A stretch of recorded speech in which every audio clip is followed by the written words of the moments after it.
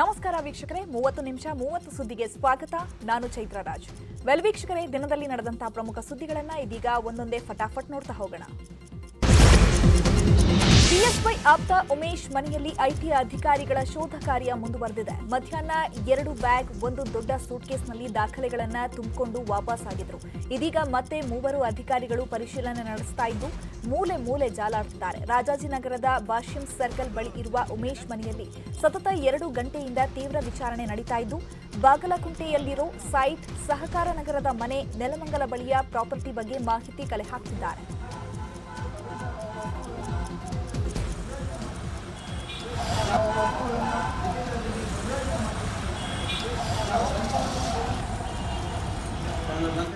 ಬೆಳಗ್ಗೆಯಿಂದನೂ ಕೂಡ ಉಮೇಶ್ ಮನೆಯಲ್ಲಿ ಐಟಿ ಅಧಿಕಾರಿಗಳು ತಲಾಶ್ ನಡೆಸ್ತಾ ಇದ್ದಾರೆ. ಇದೀಗ ಬಾಷ್ಯಂ ಸರ್ಕಲ್ನಲ್ಲಿರುವಂತಹ ಅವರ ಮನೆಯಲ್ಲಿ ಅಥವಾ 2 ಗಂಟೆಯಿಂದ ತೀವ್ರವಾಗಿ ವಿಚಾರಣೆಯನ್ನ ನಡೆಸ್ತಾ ಇದ್ದು ಬಾಗಲಕುಂಟೆಯಲ್ಲಿರುವಂತಹ ಸೈಟ್ ಹಾಗೆ ಸಹಕಾರ ನಗರದ ಮನೆ, ನೆಲಮಂಗಲ ಬಳಿ ಇರುವಂತಹ ಪ್ರಾಪರ್ಟಿ ಬಗ್ಗೆ ಇದೀಗ ಐಟಿ ಅಧಿಕಾರಿಗಳು ಮಾಹಿತಿಯನ್ನ ಕಲೆ ಹಾಕ್ತಾ ಇದ್ದಾರೆ. ಸೊ ಮೇಲಿಂದ ಮೇಲೆ ಅಧಿಕಾರಿಗಳು ಮನೆಗೆ ಭೇಟಿಯನ್ನ ಕೊಡ್ತಾ ಇದ್ದು ದಾಖಲೆಗಳನ್ನ ಕೂಡ ಪರಿಶೀಲನೆ ಮಾಡ್ತಾ ಇದ್ರೆ. ಈಗಾಗಲೇ ಮಧ್ಯಾಹ್ನ 2 ಬ್ಯಾಗ್, 1 ದೊಡ್ಡ ಸೂಟ್ಕೇಸ್ನಲ್ಲಿ ದಾಖಲೆಗಳನ್ನು ತುಂಬಿಕೊಂಡು ವಾಪಸ್ ಆಗಿದ್ರು. ಇದೀಗ ಮತ್ತೆ 3 ಅಧಿಕಾರಿಗಳು ಪರಿಶೀಲನೆ ನಡೆಸ್ತಾ ಇದ್ದು ಮೂಲೆ ಜಾಲಾಡ್ತಿದ್ದಾರೆ. ರಾಜಾಜಿನಗರದ ಭಾಷ್ಯಂ ಸರ್ಕಲ್ ಬಳಿ ಇರುವ ಉಮೇಶ್ ಮನೆಯಲ್ಲಿ ಸತತ 2 ಗಂಟೆಯಿಂದ ತೀವ್ರ ವಿಚಾರಣೆ ನಡೀತಾ ಇದ್ದು ಬಾಗಲಕುಂಟೆಯಲ್ಲಿರೋ ಸೈಟ್, ಸಹಕಾರ ನಗರದ ಮನೆ, ನೆಲಮಂಗಲ ಬಳಿಯ ಪ್ರಾಪರ್ಟಿ ಬಗ್ಗೆ ಮಾಹಿತಿಯನ್ನ ಕಲೆ ಹಾಕ್ತಾ ಇದ್ದಾರೆ ಅಧಿಕಾರಿಗಳು. ಇನ್ನು ಐಟಿ ಅಧಿಕಾರಿಗಳ ದಾಳಿಗೆ ಬಹುತೇಕ ಬಿಎಸ್ವೈ ಆಪ್ತರೇ ಶೇಕ್ ಆಗಿ ಹೋಗಿದ್ದಾರೆ. ಯಾಕಂದ್ರೆ ಐಟಿ ದಾಳಿಗೆ ಸಿಲುಕಿರೋ ಬಹುತೇಕರು ಬಿಎಸ್ವೈ ಆಪ್ತರೇ ಅಂತೆ. ಅದರಲ್ಲಿ ಬಿಎಸ್ವೈ ಆಪ್ತನಾಗಿದ್ದ ಉಮೇಶ್ನದ್ದು ರೋಚಕ ಕಹಾನಿಯೇ ತೆರೆದುಕೊಳ್ತಾ ಇದೆ. ಮೊದಲು ಬಿಎಂಟಿಸಿ ನೌಕರನಾಗಿದ್ದ ಉಮೇಶ್ ನಂತರ ಕೋಟ್ಯಾಧೀಶನಾಗಿದ್ದೇ ಇಂಟ್ರೆಸ್ಟಿಂಗ್. 2008ರಲ್ಲಿ ಬಿಎಸ್ವೈ ಸಿಎಂ ಆದ್ಮೇಲೆ ಕೆಲಸ ಬಿಟ್ಟಿದ್ದ ಉಮೇಶ್ ಇಡೀ ಬಿಎಸ್ವೈ ಕುಟುಂಬದ ಆಪ್ತನಾಗಿದ್ದ. ಈತನ ದೌರ್ಜನ್ಯಕ್ಕೆ ಅಧಿಕಾರಿಗಳೇ ತತ್ತರಿಸಿದ್ರಂತೆ.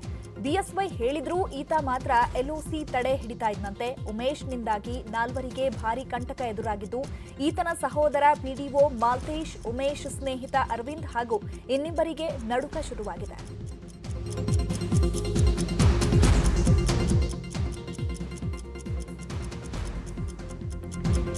ಇದೀಗ ಬಿಎಸ್ವೈ ಆಪ್ತರಿಗೆ ಮೇಲಿಂದ ಮೇಲೆ ಶಾಕ್ ಎದುರಾಗ್ತಾ ಇದೆ. ಇದೀಗ ಉಮೇಶ್ ಮನೆಯಲ್ಲಿ ಅಧಿಕಾರಿಗಳು ತಲಾಶ್ ನಡೆಸ್ತಾ ಇದ್ರೆ ಇದೀಗ ಅವರ ಸ್ನೇಹಿತರಾಗಿರಬಹುದು ಅಥವಾ ಅವರ ಆಪ್ತನಾಗಿರಬಹುದು, ಅವ್ರಿಗೂ ಕೂಡ ನಡುಕ ಶುರುವಾಗಿರುವಂತದ್ದು. ಅದರಲ್ಲಿ ಬಿಎಸ್ವೈ ಆಪ್ತನಾಗಿದ್ದಂತಹ ಈ ಉಮೇಶ್ನದ್ದು ರೋಚಕ ಕಹಾನಿಯೇ ತೆರೆದುಕೊಳ್ತಾ ಇದೆ. ಈಗ ಮೊದಲು ಬಿಎಂಟಿಸಿ ನೌಕರನಾಗಿದ್ದ ಈತ ನಂತರ ಕೋಟ್ಯಾಧೀಶನಾಗಿದೆ. ಒಂದು ಇಂಟ್ರೆಸ್ಟಿಂಗ್ ವಿಷಯ, 2008ರಲ್ಲಿ ಬಿಎಸ್ವೈ ಸಿಎಂ ಆದ್ಮೇಲೆ ಕೆಲಸ ಬಿಟ್ಟದ್ದಂತಹ ಉಮೇಶ್ ಇಡೀ ಬಿಎಸ್ವೈ ಕುಟುಂಬದ ಜೊತೆ ಆಪ್ತನಾಗಿದ್ದ. ಈತನ ದೌರ್ಜನ್ಯಕ್ಕೆ ಅಧಿಕಾರಿಗಳೇ ಒಂದ್ ರೀತಿ ತತ್ತರಿಸಿ ಹೋಗ್ತಾ ಇದ್ರಂತೆ. ಬಿಎಸ್ವೈ ಹೇಳಿದ್ರೂ ಈತ ಮಾತ್ರ ಎಲ್ಒಸಿ ತಡೆ ಹಿಡಿತಾ ಇದ್ದಂತೆ. ಉಮೇಶ್ನಿಂದಾಗಿ 4 ಭಾರಿ ಕಂಟಕ ಎದುರಾಗಿದ್ದು ಈತನ ಸಹೋದರ ಪಿಡಿಒ ಮಾಲ್ತೇಶ್ ಹಾಗೆ ಉಮೇಶ್ ಸ್ನೇಹಿತನಾಗಿರುವಂತಹ ಅರವಿಂದ್ ಹಾಗೂ ಇನ್ನಿಬ್ಬರಿಗೆ ನಡುಕ ಕೂಡ ಶುರುವಾಗಿದೆ.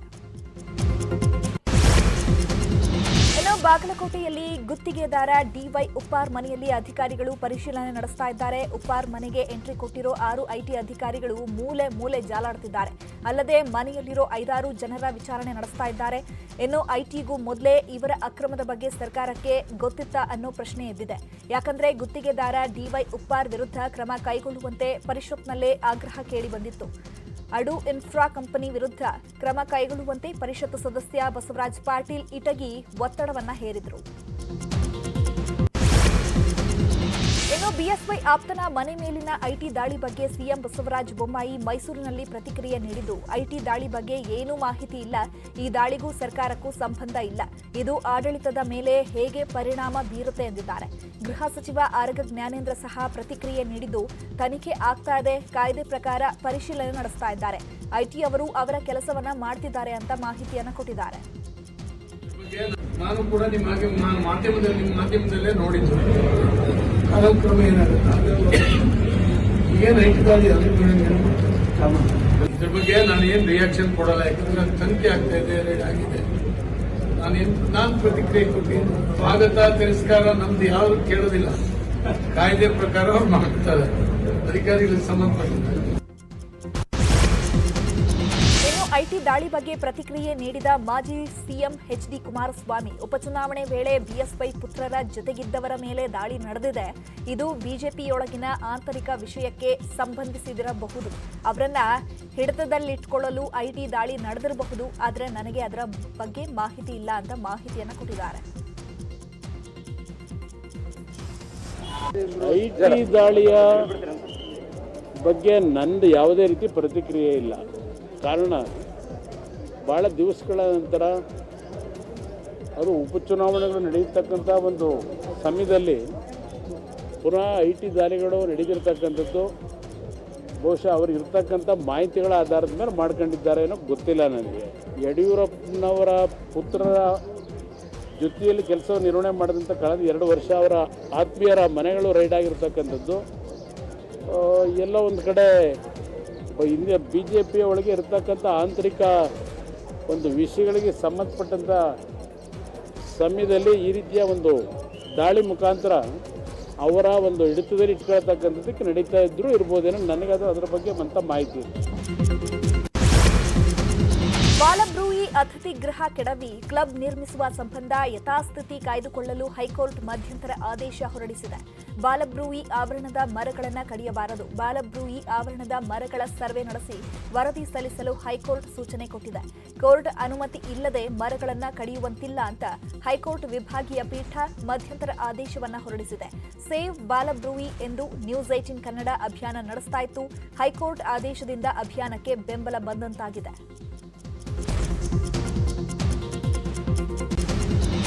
ಆರ್ಎಸ್ಎಸ್ ವಿರುದ್ಧ ಮಾತನಾಡಿದ ಮಾಜಿ ಸಿಎಂ ಕುಮಾರಸ್ವಾಮಿ ವಿರುದ್ಧ ಬಿಜೆಪಿ ನಾಯಕರು ಮೇಲಿಂದ ಮೇಲೆ ಕಿಡಿಕಾರುತ್ತಿದ್ದಾರೆ. ಮಂಗಳೂರಲ್ಲಿ ಮಾತನಾಡಿದ ಬಿಜೆಪಿ ರಾಜ್ಯಾಧ್ಯಕ್ಷ ನಳಿನ್ ಕುಮಾರ್ ಕಟೀಲ್, ಆರ್ಎಸ್ಎಸ್ ವ್ಯಕ್ತಿ ನಿರ್ಮಾಣದ ಕೆಲಸ ಮಾಡುತ್ತೆ. ಮಹಾತ್ಮ ಗಾಂಧೀಜಿ ಆರ್ಎಸ್ಎಸ್ ಶಿಬಿರಕ್ಕೆ ಬಂದು ಮೆಚ್ಚುಗೆಯನ್ನು ವ್ಯಕ್ತಪಡಿಸಿದ್ರು. ಅಂಬೇಡ್ಕರ್ ಕೂಡ ಆರ್ಎಸ್ಎಸ್ ಶಿಬಿರಕ್ಕೆ ಬಂದಿದ್ರು. ಆರ್ಎಸ್ಎಸ್ ಒಳಗೆ ಬಂದ್ರಷ್ಟೇ ಆರ್ಎಸ್ಎಸ್ ಅರ್ಥ ಆಗೋದು. ಹೊರಗಿನಿಂದ ನೋಡುವ ಮೂರ್ಖರಿಗೆ ಏನು ಅಂತ ಅರ್ಥ ಆಗಲ್ಲ ಅಂತ ಟಾಂಗ್ ಕೊಟ್ಟಿದ್ದಾರೆ. ಇನ್ನು ಶಾಸಕ ಪ್ರೀತಂ ಗೌಡ ಸಹ ವಾಗ್ದಾಳಿಯನ್ನ ನಡೆಸಿದ್ದು, ಆರ್ಎಸ್ಎಸ್ ದೇಶವನ್ನ ಕಟ್ಟಲು ಯುವಕರನ್ನ ಬೆಳೆಸುವ ಕಾರ್ಖಾನೆ ಅಂತ ಹೇಳಿದ್ದಾರೆ. ರಾಷ್ಟ್ರೀಯ ಸ್ವಯಂ ಸೇವಕ ಸಂಘ ಅನ್ನೋದು ಒಂದು ದೇಶವನ್ನು ಕಟ್ಟುವಂಥ ಯುವಕರನ್ನು, ದೇಶವನ್ನು ಕಟ್ಟುವಂಥ ಪ್ರತಿಭೆಗಳನ್ನು ಬೆಳೆಸುವಂಥ ಒಂದು ಕಾರ್ಖಾನೆ. ದೇಶ ಕಟ್ಟೋದೇ ತಪ್ಪು ಅನ್ನೋದಾದರೆ ಅವರು ಯಾರು ಮಾತಾಡ್ತಿದ್ದಾರೆ ಅವ್ರ ಬಗ್ಗೆ ಜನ ಮತ್ತು ಸಾರ್ವಜನಿಕರು ಯೋಚನೆಯನ್ನು ಮಾಡಬೇಕಾದಂಥ ಸಮಯ ಇದು.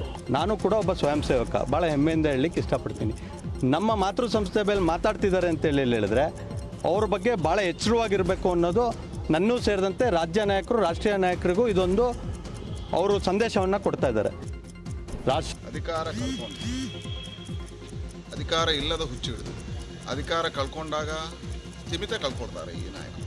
ಬಹಳ ವರ್ಷಗಳ ಕಾಲ ಅಧಿಕಾರದಲ್ಲಿ ಇದ್ದರಿಂದ ಅಧಿಕಾರ ಕಳ್ಕೊಂಡಾಗ ಈ ರೀತಿಯದ್ದು ಆಗುತ್ತೆ ಅಂತ ನನಗೆ ಅನಿಸುತ್ತೆ. ಇವತ್ತು ರಾಷ್ಟ್ರೀಯ ಸ್ವಯಂ ಸೇವಕ ಸಂಘ ಈ ದೇಶದಲ್ಲಿ ವ್ಯಕ್ತಿ ನಿರ್ಮಾಣದ ಕಾರ್ಯವನ್ನು ಮಾಡುತ್ತೆ. ವ್ಯಕ್ತಿ ನಿರ್ಮಾಣದ ಮುಖಾಂತರ ರಾಷ್ಟ್ರ ಕಟ್ಟುವ ಕಾರ್ಯವನ್ನು RSS ಮಾಡುತ್ತೆ. RSS ಶಿಬಿರಕ್ಕೆ ಮಹಾತ್ಮ ಗಾಂಧಿ ಬಂದು RSSನ ಕಾರ್ಯವನ್ನು ಹೊಗಳಿದರು. ಡಾಕ್ಟರ್ BR ಅಂಬೇಡ್ಕರ್ ಅವರು RSS ಶಿಬಿರಗಳಿಗೆ ಬಂದು RSS ಕಾರ್ಯವನ್ನು ಹೊಗಳಿದರು.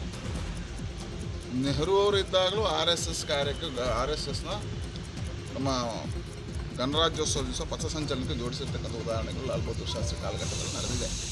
ಈಗ ಸಂಘ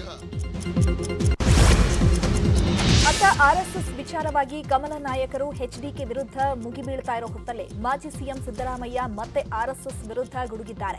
ಆರ್ಎಸ್ಎಸ್ ಅನ್ನೋದು ಕೋಮುವಾದಿ ಸಂಘಟನೆ, ಸಮಾಜದಲ್ಲಿ ಅಶಾಂತಿ ನಿರ್ಮಾಣ ಮಾಡುವ ಕೆಲಸವನ್ನ ಮೊದಲಿನಿಂದಲೂ ಮಾಡ್ತಿದ್ದಾರೆ. ಕಾಂಗ್ರೆಸ್ ಪಕ್ಷ ಅದರಲ್ಲಿ ಯಾವುದೇ ನಂಬಿಕೆ ಇಟ್ಕೊಂಡಿಲ್ಲ. ನಾವು ಎಲ್ಲಾ ಧರ್ಮದವರನ್ನ ಗೌರವಿಸ್ತೇವೆ. ಆರ್ಎಸ್ಎಸ್ ಮುಖವಾಡವೇ ಬಿಜೆಪಿ ಅಂತ ಕಿಡಿಕಾರಿದ್ರು. ಬಟ್ RSSನವರು ಇದ್ದಾರಲ್ಲ, ಅವರು ಒಂದು ಕೋಮುವಾದಿ ಸಂಘಟನೆ. ಅದು ಗೊತ್ತಾಯ್ತಲ್ಲ, ಕೋಮುವಾದಿ ಸಂಘಟನೆ ಸಮಾಜದಲ್ಲಿ ಅಶಾಂತಿಯನ್ನು ನಿರ್ಮಾಣ ಮಾಡಲಿಕ್ಕೆ ಇರ್ತಕ್ಕಂಥದ್ದು. ಆಮೇಲೆ ಹಿಂದೂಗಳನ್ನು ಮುಸಲ್ಮಾನರ ವಿರುದ್ಧ ಇರ್ತಕ್ಕಂಥದ್ದು, ಸಮಾಜದಲ್ಲಿ ಅಶಾಂತಿಯನ್ನು ನಿರ್ಮಾಣ ಮಾಡೋದು. ಕಾಂಗ್ರೆಸ್ ಪಾರ್ಟಿ ಅದರಲ್ಲೆಲ್ಲ ನಂಬಿಕೆ ಇಟ್ಕೊಂಡಿಲ್ಲ. ಈಗ ಕಮಿಟೆಡ್ ಟು ಸೆಕ್ಯುಲರಿಸಮ್. RSSನ ಮುಖವಾಡ BJP. Back sheet driving RSS ಯಾವಾಗಲೂ, ಅದ್ರ ಮುಖವಾಡ BJP. RSSನವರು ಏನು ಡೈರೆಕ್ಷನ್ ಕೊಡ್ತಾರೆ ಆ ಥರ ನಡ್ಕೊಳ್ಳೋದು.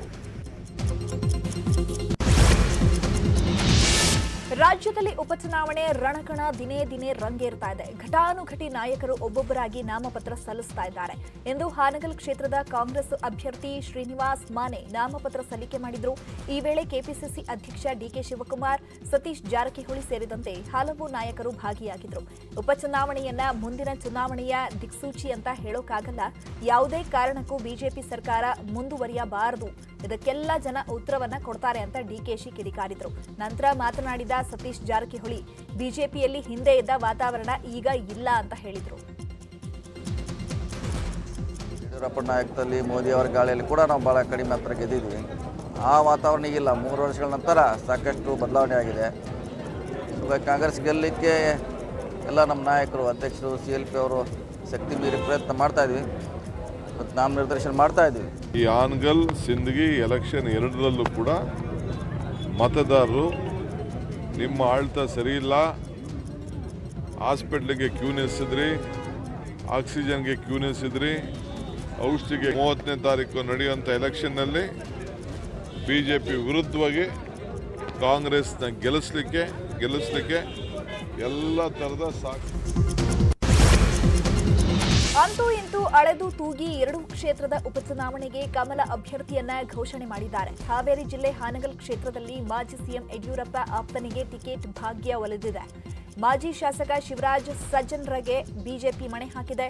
ಕೊನೆ ಕ್ಷಣದವರೆಗೂ ರೇವತಿ ಉದಾಸಿಗೆ ಟಿಕೆಟ್ ನೀಡಲಾಗುತ್ತೆ ಅಂತ ಹೇಳಲಾಗ್ತಾ ಇತ್ತು. ಆದರೆ ಶಿವರಾಜ್ ಸಜ್ಜನರಗೆ ಟಿಕೆಟ್ ನೀಡಿರೋದಕ್ಕೆ ಬಿಜೆಪಿ ಕಾರ್ಯಕರ್ತರು ಸಿಡಿದೆದ್ದಿದ್ದಾರೆ. ಕಂಚಿನೇನಗಳೂರು ಗ್ರಾಮದಲ್ಲಿ ಟೈರ್ಗೆ ಬೆಂಕಿ ಹಚ್ಚಿ ಆಕ್ರೋಶವನ್ನ ವ್ಯಕ್ತಪಡಿಸಿದ್ದಾರೆ.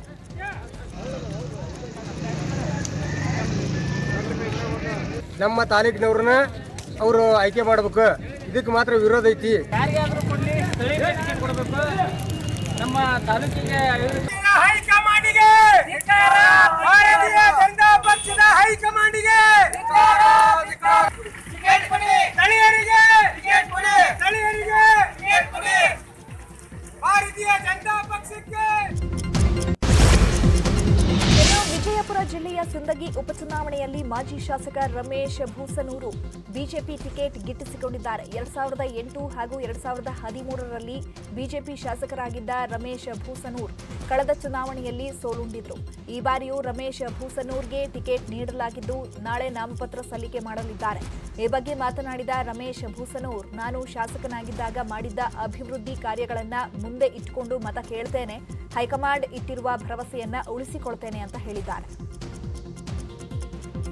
ಪ್ರಜಾಪ್ರಭುತ್ವ ವ್ಯವಸ್ಥೆಯಲ್ಲಿ ಒಂದು ರಾಷ್ಟ್ರೀಯ ಪಕ್ಷದಲ್ಲಿ ಎಲ್ಲರಿಗೂ ಟಿಕೆಟ್ ಕೇಳುವ ನೈತಿಕ ಹಕ್ಕು ಎಲ್ಲರಿಗಿದೆ. ಅದಕ್ಕಾಗಿ ಅನೇಕರು ಕೇಳಿರ್ಬೋದು. ಅಂಥದ್ರಲ್ಲಿ ನನ್ನನ್ನು ಗುರುತಿಸುವಂಥ ಕೆಲಸ ಮಾಡಿದೆ. ಅದಕ್ಕಾಗಿ ಈ ಸಂದರ್ಭದಲ್ಲಿ ಪಕ್ಷದ ವರಿಷ್ಠರಿರ್ಬೋದು, ಸಂಘಟನೆಯ ಪ್ರಮುಖರನ್ನು ಈ ಸಂದರ್ಭದಲ್ಲಿ ಶುಭಾಶಯಗಳನ್ನು ನಾನು ಕೊಡ್ತೇನೆ.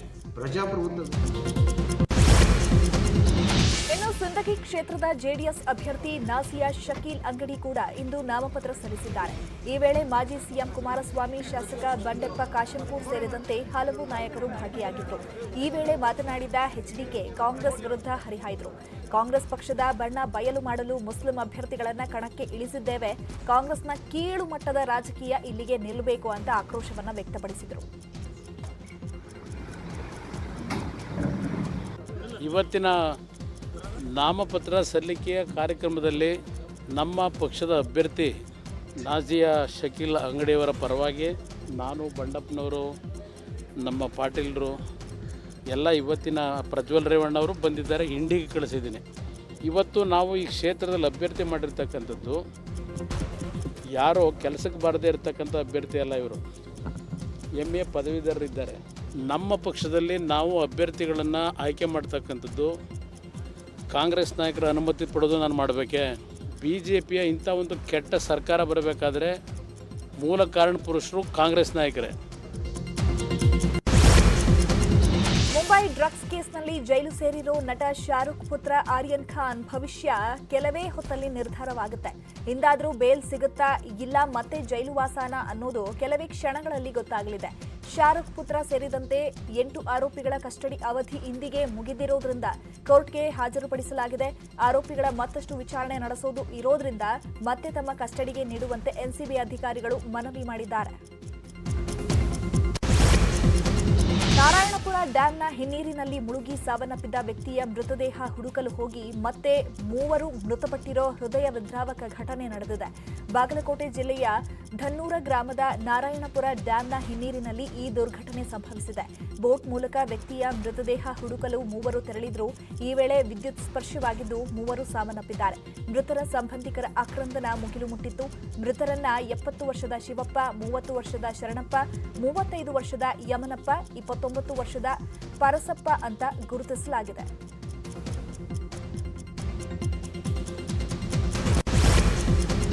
ನಿನ್ನೆ ಇಡೀ ದಿನ ಸುರಿದ ಧಾರಾಕಾರ ಮಳೆಗೆ ಚಿತ್ರದುರ್ಗ ಜಿಲ್ಲೆಯ ಜನ ತತ್ತರಿಸಿ ಹೋಗಿದ್ದಾರೆ. ಬಾಬು ಜಗಜೀವನ್ ರಾಮ್ ಬಡಾವಣೆಗೆ ನೀರು ನುಗ್ಗಿದ್ದು ಜನ ನರಕ ಅನುಭವಿಸ್ತಾ ಇದ್ದಾರೆ. ರಾತ್ರಿ ಇಡೀ ನಿದ್ದೆ ಇಲ್ಲದೆ ಮಳೆಯಲ್ಲೇ ಜಾಗರಣೆ ಮಾಡಿದ್ದಾರೆ. ಅತ್ತ ಪಿಳ್ಳೆಕೇರನಹಳ್ಳಿಯಲ್ಲೂ ಧಾರಾಕಾರ ಮಳೆಯಿಂದಾಗಿ ತೋಟ ಜಮೀನುಗಳಿಗೆ ಅಪಾರ ಪ್ರಮಾಣದ ನೀರು ನುಗ್ಗಿದೆ. ಬೆಳೆಗಳೆಲ್ಲ ಜಲಾವೃತವಾಗಿದ್ದು ರೈತರು ಕಣ್ಣೀರು ಹಾಕ್ತಿದ್ದಾರೆ.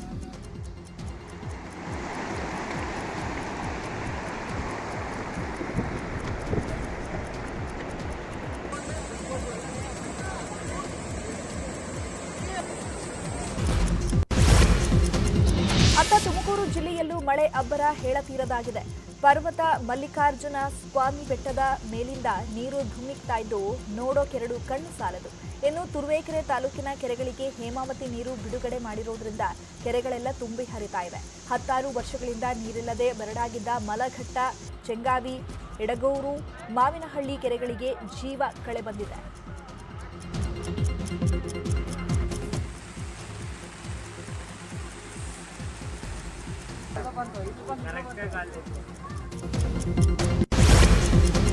ಕೊಪ್ಪಳ ಜಿಲ್ಲೆಯಲ್ಲಿ ಸುರಿದ ಧಾರಾಕಾರ ಮಳೆ ರೈತರ ಬದುಕನ್ನೇ ಛಿದ್ರ ಮಾಡಿದೆ. ಕಳೆದ ರಾತ್ರಿ ಸುರಿದ ಗಾಳಿ ಸಹಿತ ಭಾರೀ ಮಳೆಗೆ ಕಟಾವಿಗೆ ಬಂದಿದ್ದ ಕಬ್ಬು ನೆಲಕಚ್ಚಿದೆ. ಕುಷ್ಟಗಿ ತಾಲೂಕಿನ ಸಾಸ್ವಿಹಾಳ್ ಗ್ರಾಮದ ರೈತ ಅಡಿವೆಪ್ಪ ತೋಂಡಿಹಾಳ್ ಅನ್ನೋರು 4 ಲಕ್ಷ ಖರ್ಚು ಮಾಡಿ ಕಬ್ಬನ್ನು ಬೆಳೆದಿದ್ರು. ಆದ್ರೀಗ ಬೆಳೆಯೆಲ್ಲ ನೆಲಕಚ್ಚಿದ್ದು ಕಂಗಾಲಾಗಿದ್ದಾರೆ. ಮಲೆನಾಡು ಸೇರಿದಂತೆ ಹಲವು ಕಡೆಗಳಲ್ಲಿ ಮಳೆ ಅಬ್ಬರಿಸ್ತಾ ಇದ್ರೆ ಇತ್ತ ಕೆಆರ್ಎಸ್ನಲ್ಲಿ ಮಳೆಗಾಗಿ ಪರ್ಜನ್ಯ ಜಪ ಮಾಡಲಾಯಿತು. ಮಂಡ್ಯ ಜಿಲ್ಲೆಯ ಶ್ರೀರಂಗಪಟ್ಟಣ ತಾಲೂಕಿನ ಕೆಆರ್ಎಸ್ನ ಕಾವೇರಿ ಪ್ರತಿಮೆ ಬಳಿ ಬೆಳಗ್ಗೆ 5 ಗಂಟೆಗೆ ಪೂಜಾ ಕಾರ್ಯ ನೆರವೇರಿಸಲಾಯಿತು. ಜ್ಯೋತಿಷಿ ಡಾಕ್ಟರ್ ಭಾನುಪ್ರಕಾಶ್ ಶರ್ಮಾ ನೇತೃತ್ವದಲ್ಲಿ ಪರ್ಜನ್ಯ ಜಪ ನಡೆದಿದ್ದು ಉತ್ತಮ ಮಳೆಯಾಗುವಂತೆ ಭಗವಂತನಲ್ಲಿ ಬೇಡಿಕೊಳ್ಳಲಾಯಿತು. ಈ ವೇಳೆ ಸಿಎಂ ಬಸವರಾಜ ಬೊಮ್ಮಾಯಿ ದಂಪತಿ ಭಾಗಿಯಾಗಿದ್ದರು.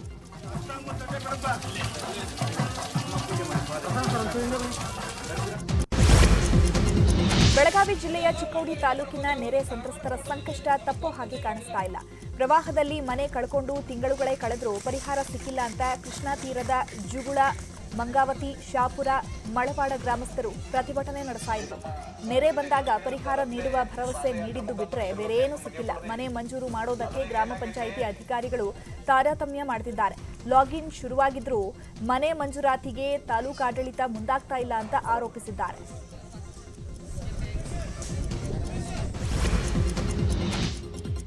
ಇನ್ನುಳಿದ ಸುದ್ದಿಗಳನ್ನು ನೋಡೋಣ. Small break.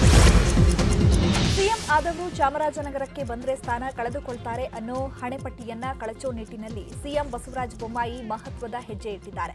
ಚಾಮರಾಜನಗರಕ್ಕೆ ಸಿಎಂ ಆಗಮಿಸಿದ್ರು. ರಾಷ್ಟ್ರಪತಿ ರಾಮನಾಥ್ ಕೋವಿಂದ್ ಜೊತೆಗೆ ಸಿಎಂ ಮೆಡಿಕಲ್ ಕಾಲೇಜ್ ಇರೋ ಆಸ್ಪತ್ರೆಯನ್ನ ಉದ್ಘಾಟಿಸಿದ್ರು.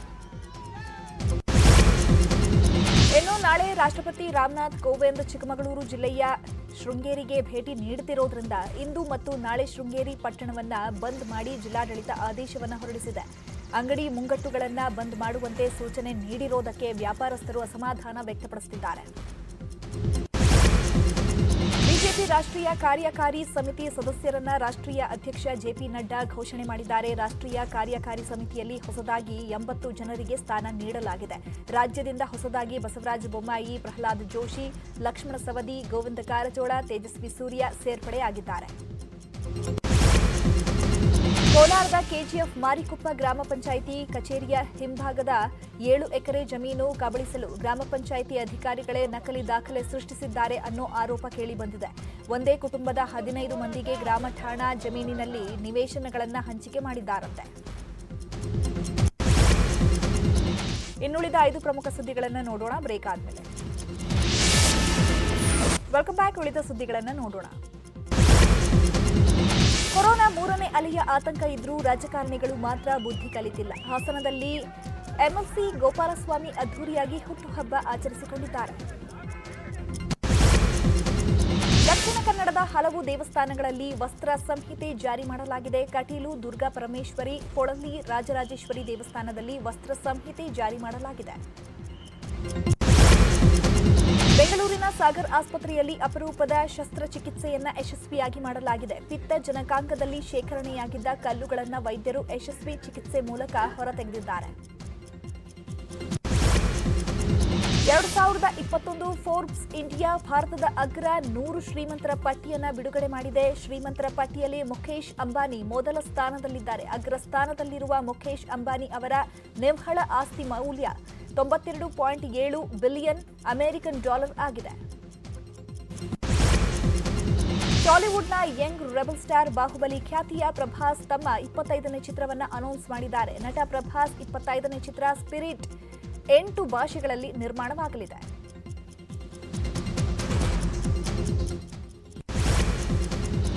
ಬೆಂಗಳೂರಿನಲ್ಲಿ ಮತ್ತೊಂದು ಕಟ್ಟಡ ಕುಸಿತವಾಗಿದೆ. ಕಸ್ತೂರಿ ನಗರದ ಡಾಕ್ಟರ್ಸ್ ಲೇಔಟ್ನಲ್ಲಿ ಕಟ್ಟಡ ಕುಸಿದಿದೆ. ಬೆಳಗ್ಗೆಯಿಂದ ವಾಲಿದಂತಹ 3